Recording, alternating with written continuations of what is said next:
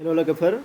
दिनै 20 जुलाइनि फुंबिलि समाव नोंथांमोननो लाबोदों मोननैसो खौरां दा बेवहाय मा दं नोंथांमोना जोबलासिम नायलांबा नुनो मोननाय जागोन मिथिखानायफोरखौ स्किप खालामनानै बारलांब्लानो जाबाय नेक्स्टनि थाखाय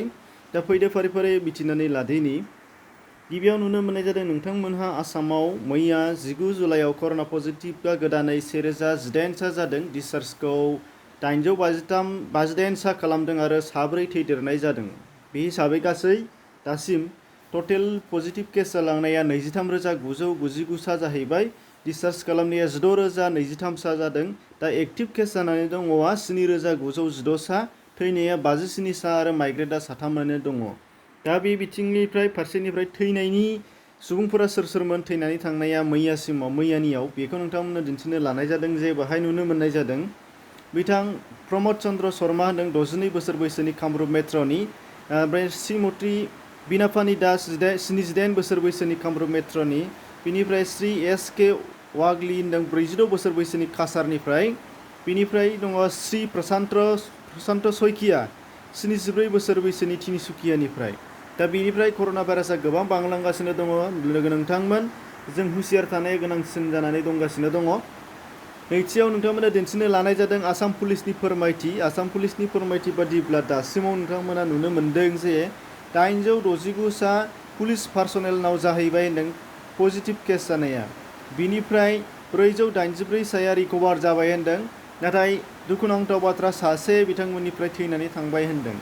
आरो मोनसेया मोजां खौराङा जाहैबाय दा बिसोरनिनो डिसचार्ज खालामनायनि 50 साया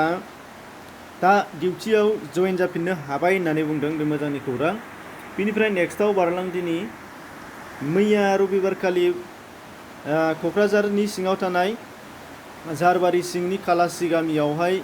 सानावनो मैदेर फैदों होनदों सानावनो फैनानै बिथांमोननि बै ओनसोलावहाय बुटब बसुमतारीनि ओंखाम संग्रा न'खौ गाग्लिनानै गालांदों होनदों दुखुनांथावनि बाथ्रा रिजार्भ ओनसोलाव थानाय सुबुंफोरनि थाखाय फारसेथिं रांखान्थियारि आंखाल आरो फारसेथिं जाय बिदिनो मिथिंगायारि खैफोद आरो बिदिनो हाग्रानि जिब जुनारफोरजों गोबां खहा जानांगासिनो दंनायखौ नुनो मोननाय जादों बिनिफ्राय नुनो मोनगोन नोंथांमोनहा रबिबारखालि सानसेयावनो मुलुगाव 2,18,000नि बांसिन कभिड-19 पजिटिभ केस जादों होनदों आरो गासै दासिम 1,46 लाखनिबो बांसिन जाहैबाय होनदों बिनिफ्राय गोदानै 4,200नि बांसिन थैदों होनदों आरो गासै थैनाया 6,08,000 बारहैबाय होनदों फारसेथिंजाय भारतआव मैया गोदान रेकर्ड खालामदों होननानै बुंदों गोदान रेकर्डआ जाहैदों नोंथांमोना नुदों जे मैयानो बांसिन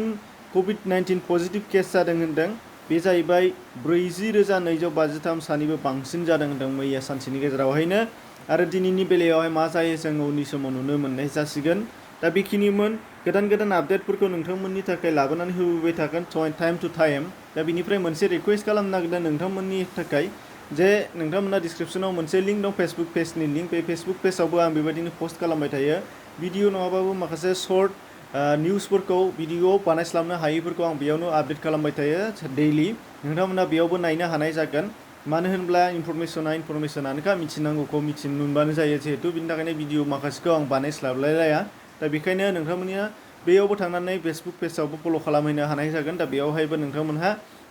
गोनांखौ मिथिनो मोननाय जागोन थाबैनो माखासेखौ आङो इउटिउबाव होबाय थाया भिडिअ बानायनायाव गोबां सम लायो नाथाय पस्ट लिरनानैल' होनायाव जेबो नङा बिनि थाखायनो पेजाव आं पस्ट लिरनानै होबाय थायो दा बे हिसाबै नोंथांमोनखौ बेहाय नायगोन होननानै मिजिंथिनाय जाबाय एसेनोसै गोजोन्थों।